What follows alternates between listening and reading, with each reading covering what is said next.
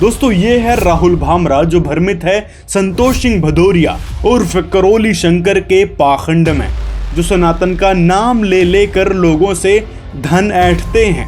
जी हाँ, ये वही करौली शंकर हैं जो झाड़ फूक तांत्रिक क्रियाओं से ही बाधाएं और बीमारियां दूर करने का दावा करते हैं। दोस्तों पैसों की भूख से परिपूर्ण स्वयंभू पूर्ण गुरु संतोष सिंह का चेला चैलेंज कर रहा है कि हमारे पूर्ण गुरु करौली सरकार हर एक समस्या को दूर कर देते हैं।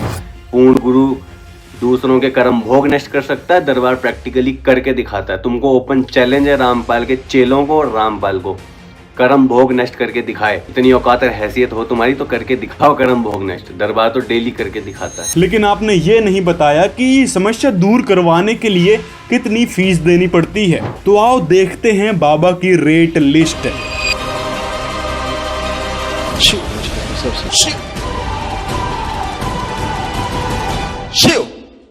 बैलेंस लाख के सही रिचार्ज कार्ड यहाँ से बनता है। जैसे एक परिवार में 5 लोग हैं तो 500 रुपये देना पड़ता है। जो 100 रुपये का आपने रिचार्ज कराया था उसी का ये अर्जी मिलते हैं।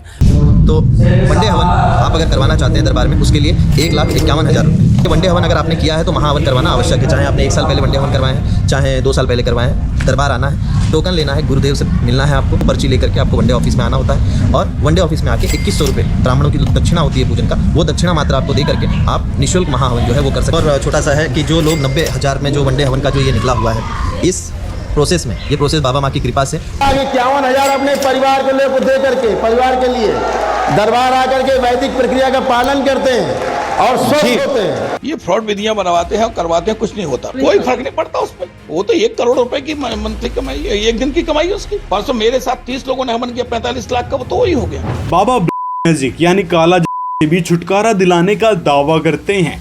इसके लिए 2100 रुपए फीस देनी होती है। इसके अलावा ये आरोग्य हवन भी कराते हैं, इसके लिए 21,000 रुपए लगते हैं। और यदि आप दुखी हैं और आपके पास पैसे नहीं हैं तो समझ लेना इस दरबार में, इस लव कुश आश्रम में आपके लिए कोई समाधान नहीं है।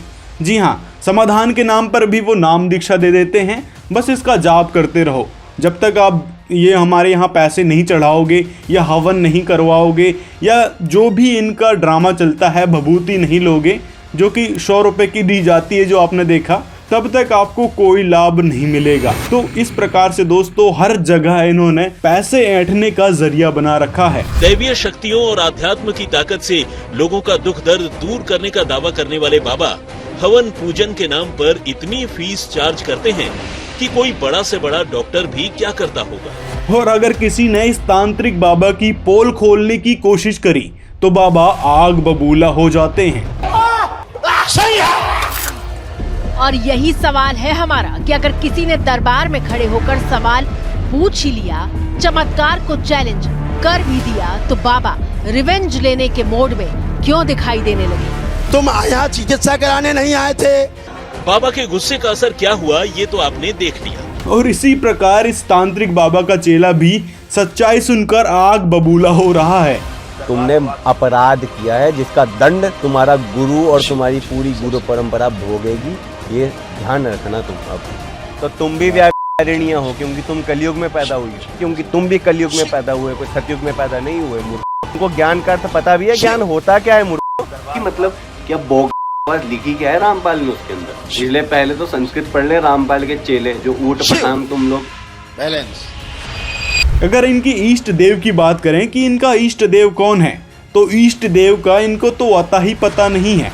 कभी ये देवी को इष्ट देव मान लेते हैं, कभी शिव जी को, और कभी इनके जो मुंह बोले गुरु हैं, गुरु माता हैं, उनको इष्ट देव बताने लगते हैं और उनको समस्या दूर करने के लिए बोल देते हैं।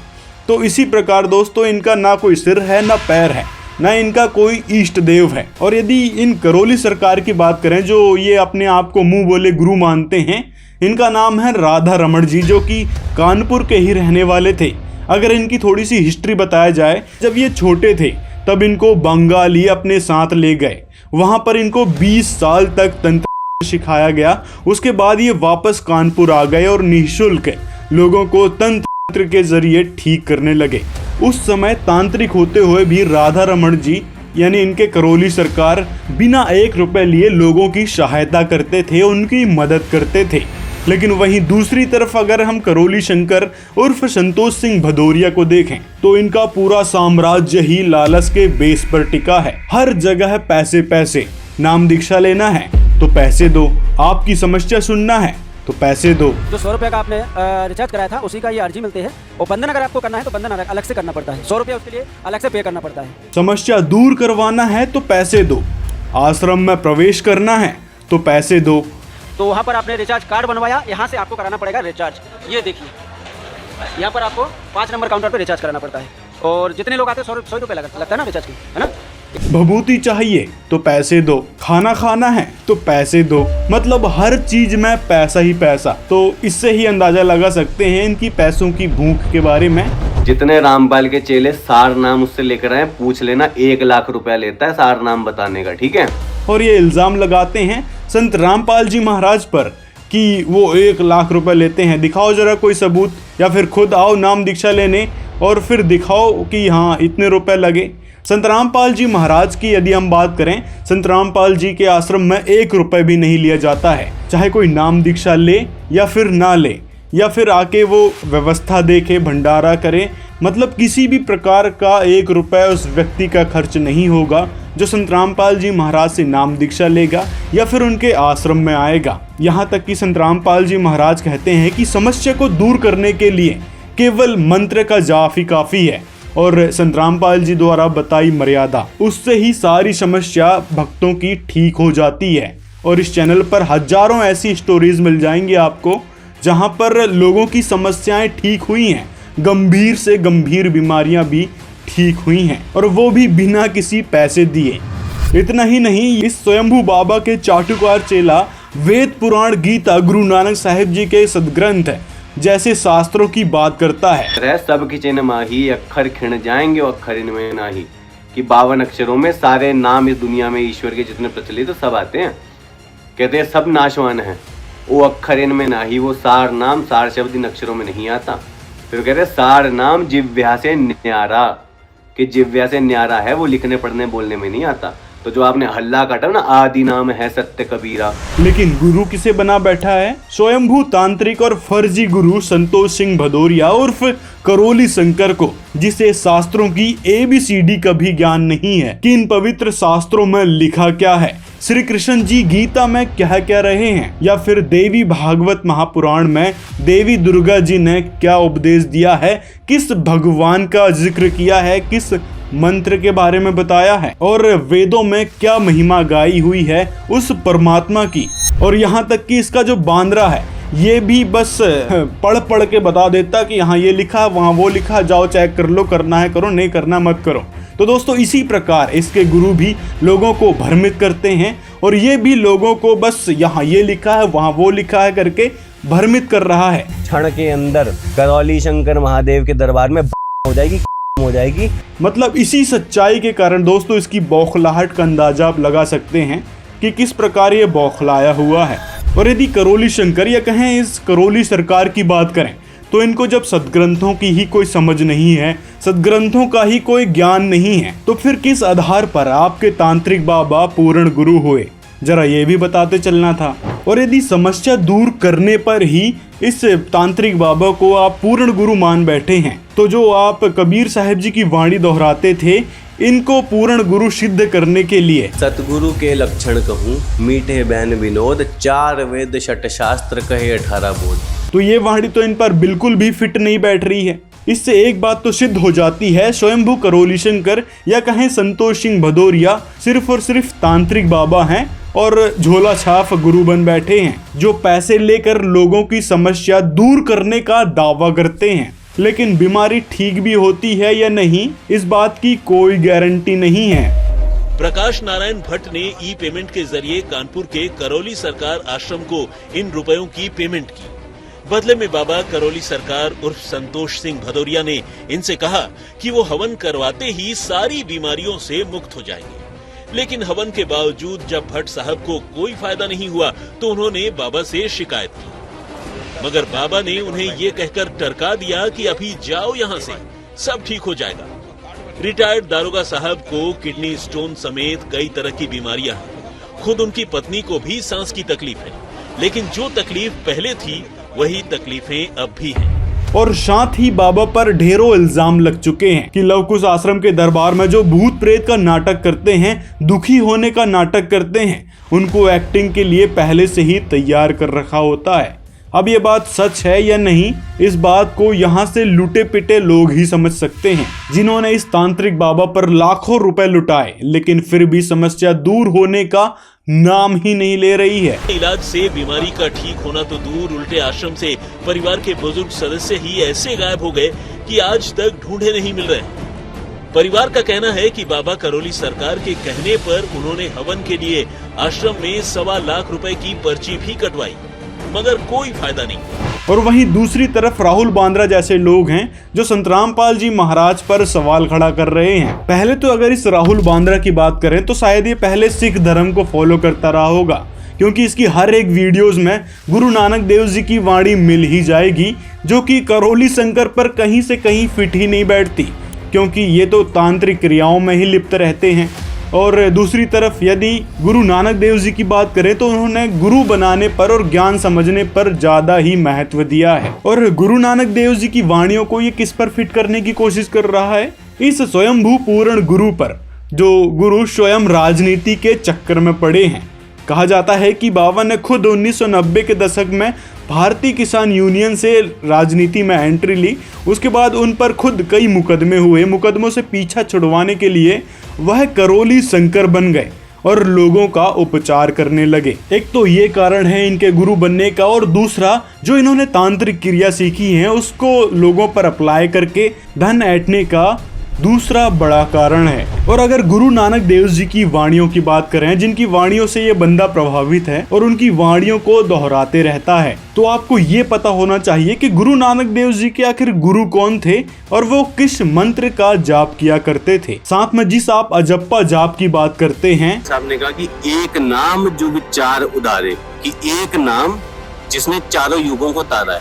इसके बारे में भी गुरु नानक देव जी को कबीर जी ने ही बताया था, जिसका जिक्र वो इस किताब में करते हैं। ये देखिएगा गुरु नानक देव जी कौन सा मंत्र वो 2 अक्षर का जाप करते थे। देखिएगा, भाई वाले वाली श्री गुरु नानक देव जी दी जन्म साखी। अब इसके 559 पृष्ठ पर ये देखिए, समुद्र दी साखी पृष्ठ 559। आगे गुरुजी ओम सोहम का जप करते चले जा रहे थे। दिस इज सतनाम और दीज आर 2 अक्षर 2 वर्ड, ये है वह 2 अक्षर। अपुणात्माओं किसी को ये पता लग ही रहा है तो कि सतनाम अब क्या है, क्योंकि डिस्क्लोज करना ही है, नहीं तो भ्रम रह जाएगा, कोई समझ नहीं सकेगा भगवान की वाणी को। लेकिन अब यहाँ क्या बताया कबीर परमेश्वर ने, कहे कबीर अक्षर 2 भाग बोलो, जाप करना इसका और होगा खसम तलेगा राख। अब ये भी सोचना है कि यहाँ कहा है कि यदि अनाधिकारी जिसको इस दास से मंत्र का पता लग गया और ये आगे किसी को नामदान करने लग गया, उससे कोई लाभ नहीं होगा, क्योंकि वो अधिकारी नहीं है। कोई डुप्लीकेट लाइसेंस या पासपोर्ट बनाता है तो वो धोखेबाज है। कह रहे हैं कबीर साहब कह रहे हैं, चेला कहे सुने सतगुरु जी दीजे शब्द विचारो। कि कबीर कह रहा है कि मैं आपका चेला हूँ गुरु नानक साहब को, कि मैं चेला कबीर कह रहा है कि मुझे शब्द दीजिए, शब्द विचारो, कि मुझे शब्द का ज्ञान दो। दोस्तों, इसको उस वाणी का अर्थ करना नहीं आ रहा और ये लगा है उसका अर्थ करने। जब गुरु ही अनपढ़ हो तो शिष्य को कहाँ से पढ़ना आएगा, और ये कोशिश कर रहा है उन वाणियों को डिकोड करने की। मतलब दोस्तों, ये लोगों को बेवकूफ समझ रहा है कि मतलब कोई भी वाणी उठाकर पढ़ने लगा और उसका उल्टा पुल्टा अर्थ करके बताने लगा तो लोग जैसे इसकी बातों में ही आ जाएंगे कि हाँ भाई ये सच बोलता होगा। इस मंद बुद्धि को ABCD का ज्ञान नहीं है, पवित्र ग्रंथों का या फिर कहें सदग्रंथों में कही महापुरुषों की उन वाणियों का, और ये चला है उनको डिकोड करने। रामपाल जी, जो आप ज्ञान दुनिया को दे रहे हो, श्रीमद् देवी भागवत में बड़े स्पष्ट रूप से बता रखा है कि ब्रह्मा विष्णु महेश इन तीनों की जनक माता आदि शक्ति हैं। तो ये आपके बताने से हिंदुओं को पता नहीं चला है, ये श्रीमद् देवी भागवत में पहले से ही लिखा हुआ है। फिर तुम बोगस बकवास करते हो कि ब्रह्मा विष्णु महेश तीनों पैदा हुए हैं और इनकी मृत्यु होती है। बताओ, श्रीमद् देवी भागवत और शिव पुराण पढ़ाते हो ना दुनिया को उठा उठा के तुम, उसी में स्पष्ट लिखा है कि ब्रह्मा प्रकट हुए, विष्णु प्रकट हुए। भाई झूठे हैं, ये समझे ना ही। ये झूठ बोल रहे हैं कि वेदों में ब्रह्मा विष्णु में सर्वशक्तिमान है। ये झूठ बोलते हैं कि पुराणों में कहीं नहीं लिखा कि उनकी जन्म मृत्यु होती है। ये पुस्तक आपके सदग्रंथ सच्चे हैं, लेकिन ये इनको समझ नहीं सके, इसलिए ये बताने वाले तुम्हारे गुरु झूठे हैं। देखिए देवी भागवत महापुराण के 3 स्कंद अध्याय 4 में यहाँ पर देवी दुर्गा जी की स्तुति करते हुए विष्णु जी कह रहे हैं कि ब्रह्मा, मैं विष्णु तथा शंकर, हम सब आपके ही प्रभाव से उत्पन्न होते हैं। जब हम नित्य नहीं हैं, तो फिर इंद्र आदि प्रमुख देवता नित्य किस प्रकार हो सकते हैं? यानी सभी देवी देवता नाशवान हैं। आगे और दिखाते हैं देवी भागवत महापुराण अध्याय 31 में। देखिए यहाँ पर बताया गया है कि ब्रह्मा जी के एक दिन में 1000 चतुर्युग समाप्त हो जाते हैं और इतनी ही अवधि में 14 इंद्रों का स्वर्ग से पतन हो चुकता है। इसी प्रकार ब्रह्मा जी के जीवन काल का दुगना समय बीतने पर विष्णु जी का अंत हो जाता है तथा इतने ही दूने समय के पश्चात शंकर जी भी समाप्त हो जाते हैं। और हजारों वर्ष से चली आ रही पुराणों की ये सच्चाई संत रामपाल जी महाराज ने सबके समक्ष रखी है, उसी सूक्ष्म वेद से निकालकर, जिसमें कबीर साहब जी ने स्वयं ही कहा है कि 3 पुत्र अष्टंगी जाए, ब्रह्मा विष्णु शिव नाम धराए। और 3 देव की जो करते भक्ति, उनकी को देना हो वह मुक्ति। गुण तीनों की भक्ति में ये भूल पड़ो संसारे, कहे कबीर निज नाम बिना कैसे उतरो पार। इसी प्रकार दोस्तों इसने जितनी भी ये सारी बातें कही हैं संत रामपाल जी महाराज के बारे में, ये सारी की सारी मन घड़ंत है और इसकी ये बौखलाहट सामने आ रही है कि किस प्रकार ये बौखलाया हुआ है संत रामपाल जी महाराज के ज्ञान को सुनने के बाद, क्योंकि इसके गुरु के पास वो ज्ञान तो है नहीं जो सभी वेद शास्त्रों से प्रमाणित हो। इस कारण ये अपने शास्त्रों को ही नकारने में तुला है कि कौन माने वेदों को, गीता को।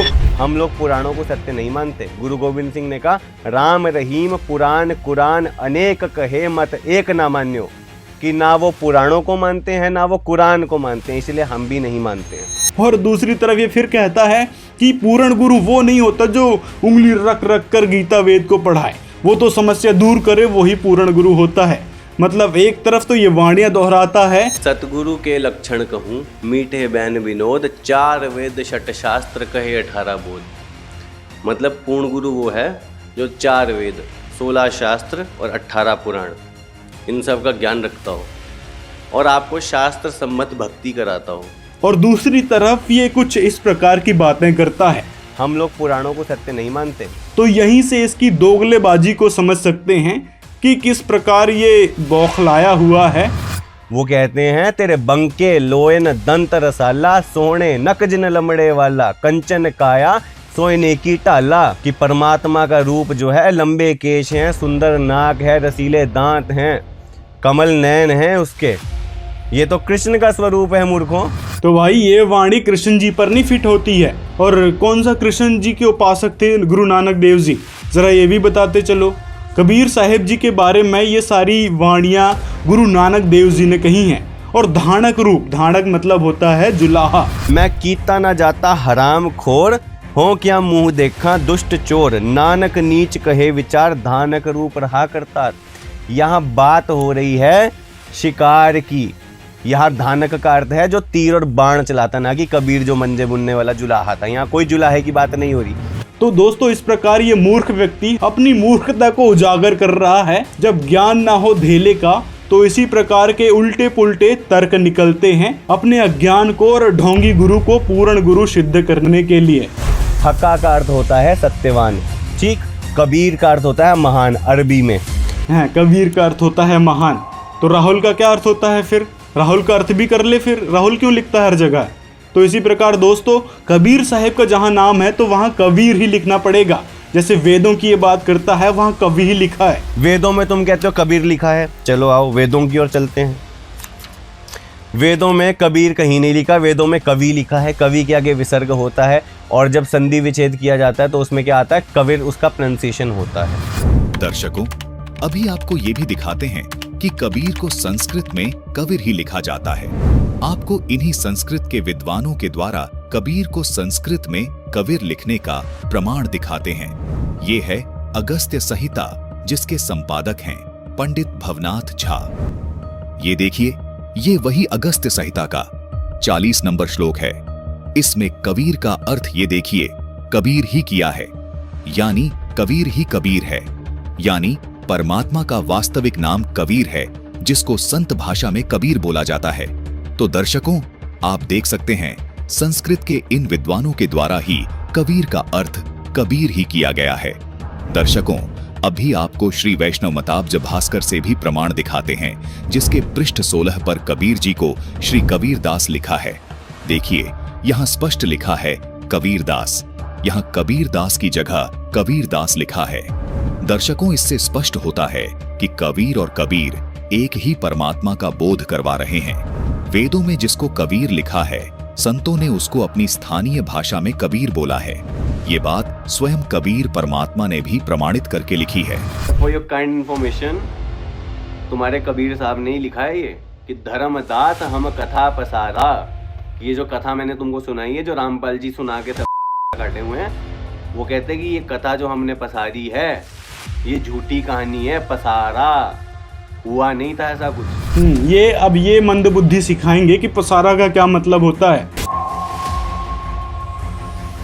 इसको भाषा तक का ज्ञान नहीं है। इसके जो ढोंगी और पाखंडी गुरु हैं, इसी प्रकार की इसको सीख देते हैं कि किस प्रकार से लोगों को बेवकूफ बनाया जाए बातों के माध्यम से। पसारा मतलब होता है कि जो बयान किया है। कहते हैं सब नाशवान है, वो अक्षर इनमें ना ही, वो सार नाम सार शब्द इन अक्षरों में नहीं आता। जब आपको इतना ही ज्ञान है महापुरुषों की उन वाणियों का, तो क्यों लगे हो पत्थर पूजा करने? क्यों लगे हो आप उन देवी देवताओं को पूजने जो कर्म संस्कार में परिवर्तन ही नहीं कर सकते? केवल आपके जो गुरु हैं, तांत्रिक बाबा हैं, वो ही अपने तंत्र विद्या के जरिए लोगों को हल्का फुल्का लाभ दे देते हैं पैसों के लिए, ना कि उनके पास कोई शक्ति है। ये है कानपुर के रहने वाले वकील अनिरुद्ध जायसवाल।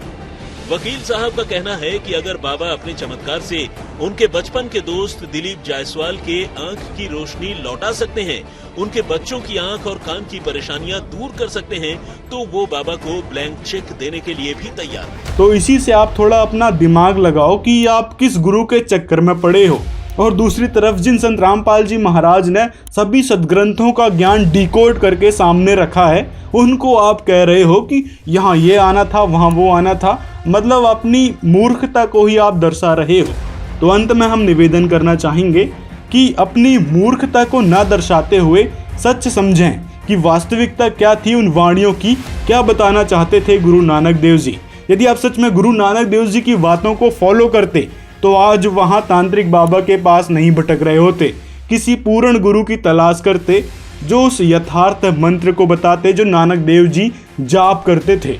और अगर संतों के बारे में इस राहुल बांद्रा को इतना ज्यादा ज्ञान है, उनकी वाणियों को इतना ज्यादा ये मानता है, तो इस तांत्रिक बाबा को पूर्ण गुरु कहना आपकी मानसिक स्थिति को दर्शा रहा है कि आप संतों और महापुरुषों का नाम ले लेकर इस ढोंगी बाबा का प्रचार करने में लगे हो, जो खुद ही देवी देवताओं की उपासना में आरूढ़ है। जिन भी संतों का आप हवाला देते हैं, किसी ने भी देवी देवताओं की या फिर कहें शिव जी या फिर काली माता की भक्ति के लिए नहीं कहा है, ना ही उन्होंने किसी झाड़ फूक या कहें भभूति का कोई समर्थन दिया है। उन महापुरुषों ने सिर्फ और सिर्फ उस पूर्ण परमात्मा की यथार्थ भक्ति मंत्र की बात कही है, जो आज के समय में संत रामपाल जी महाराज देते हैं गुरु ग्रंथ साहिब के आधार पर या फिर कहें महापुरुषों द्वारा बताई भक्ति विधि के आधार पर। उन सभी महापुरुषों ने केवल और केवल उस एक परमेश्वर की भक्ति का आदेश दिया है, जो आज के समय में सिर्फ और सिर्फ संत रामपाल जी महाराज बता रहे हैं, और वो भी पवित्र शास्त्रों के आधार पर, जिससे लाभ तो मिलेगा ही मिलेगा, साथ में मोक्ष भी सहज में मिलेगा। और ये सवाल खड़ा कर रहा है संत रामपाल जी द्वारा बताई भक्ति विधि का, जिसको भक्ति मार्ग का ABCD का भी ज्ञान नहीं है, कि जो जिस लेवल पे है वो उसी लेवल पे दूसरे की कैलकुलेशन कर सकता है, दूसरे के बारे में जान सकता है। अगर आप खुद डॉक्टरेट की डिग्री लेकर बैठे हो, तो आप सामने वाले को जज कर सकते हो कि सामने वाले डॉक्टर को कुछ आता भी है, फर्जीवाड़ा करता है। ना ही इसके गुरु को कि शास्त्रों में किस प्रभु की भक्ति का जिक्र है, ये तो पड़े हैं देवी देवताओं की आराधना में, जिनके बारे में कृष्ण जी ने भागवत महापुराण में स्पष्ट कहा है कि अग्नि, सूर्य, चंद्रमा, तारे, पृथ्वी, जल, आकाश, वायु, वाणी और मन के अधिष्ठात्र देवता उपासना करने पर भी पाप का पूरा नाश नहीं कर सकते। यानी इन देवताओं की जो इष्ट रूप में पूजा करता है उनका पाप नाश नहीं होगा। उनके जो कर्मों में पाप लिखे हुए हैं, जो दुख आने वाले हैं, उनको भोगना ही पड़ेगा। अब इन सारे देवताओं की पूजा कोई न कोई त्योहार में लोग करते ही हैं, तो यहाँ पर भी कृष्ण जी मना कर रहे हैं। आगे देखिए, इसमें कहा है कि मिट्टी, पत्थर, काष्ठ आदि पार्थिव विकारों को ही इष्ट मानता है तथा जो केवल जल को ही तीर्थ समझता है, ज्ञानी महापुरुष को नहीं, वह मनुष्य होने पर भी पशुओं में भी नीच और गधा ही है। तो यहाँ से दोस्तों आप समझ सकते हैं, जो मूर्ति पूजा करते हैं, मिट्टी की प्रतिमाएं बना लेते हैं, पत्थर की प्रतिमाओं की पूजा करते हैं इष्ट मानकर। यहाँ तक कि यहाँ पे कहा है जो जल को ही तीर्थ समझता है, यानी तीर्थ समझकर जो महाकुंभ आने जा रहे हैं उनके बारे में भी यहाँ कृष्ण जी ने कहा है। साथ में यहाँ पर फिर प्रमाण मिलता है उस महापुरुष का जिसे तत्वदर्शी संत कहा गया है। तो फिर आप किस आधार पर दावा कर रहे हैं कि देवी देवताओं की भक्ति करने से सभी प्रकार के लाभ मिलेंगे या फिर प्रारब्ध कट जाएंगे, जबकि ये सभी देवी देवता खुद ही नाशवान हैं। ये खुद ही अपनी किस्मत में लिखी तकलीफों को टालने में असक्षम थे। जैसे नारायण की बात कर रहे हो तो श्री राम श्री कृष्ण जी को ही देख लो, और अगर फिर भी आपकी मूर्खता लगानी है तो लगाते रहो, कौन मना कर रहा है। लेकिन हर एक हिंदू जानता है भस्मासुर और शिव जी की कथा के बारे में। लेकिन दुर्भाग्यवश ये साधना भी इनके दुख का ही कारण बनने वाली है, क्योंकि इन तथाकथित धर्मगुरुओं ने इनको पवित्र शास्त्रों से परिचित नहीं करवाया। क्योंकि शास्त्रों में प्रमाण है कि भगवान शिव स्वयं परम अक्षर ब्रह्म के भक्त हैं। ये विचारणीय विषय है कि एक भक्त दूसरे भक्त को मोक्ष कैसे प्रदान कर सकता है। एकमात्र संत रामपाल जी महाराज ही हैं जिन्होंने पवित्र शास्त्रों को भक्त समाज के सामने रखा है तथा उनके गूढ़ रहस्यों को सभी के सामने उजागर किया। और ये सच दुनिया के सामने रखा है कि भगवान शिव भी जन्म मृत्यु में आते हैं। जब स्वयं शिव भगवान अविनाशी नहीं है तो आप किस उम्मीद में अपना जीवन इन मनमानी साधनाओं की भेंट चढ़ा रहे हैं। दर्शकों, ये सारा अज्ञान हटाने के लिए ही संत रामपाल जी महाराज प्रयत्न कर रहे हैं।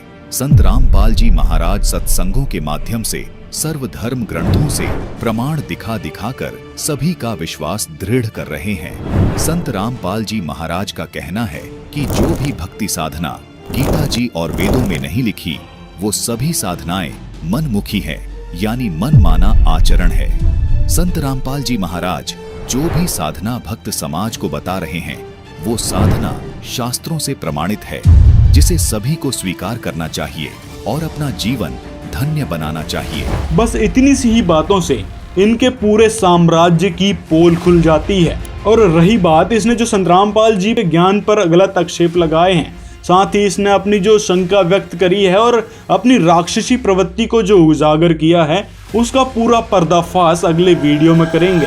और संत रामपाल जी महाराज के बारे में यदि बताएं तो संत रामपाल जी महाराज जी एकमात्र ऐसे संत हैं जो सत्य के लिए और भक्त समुदाय के लिए संघर्ष कर रहे हैं।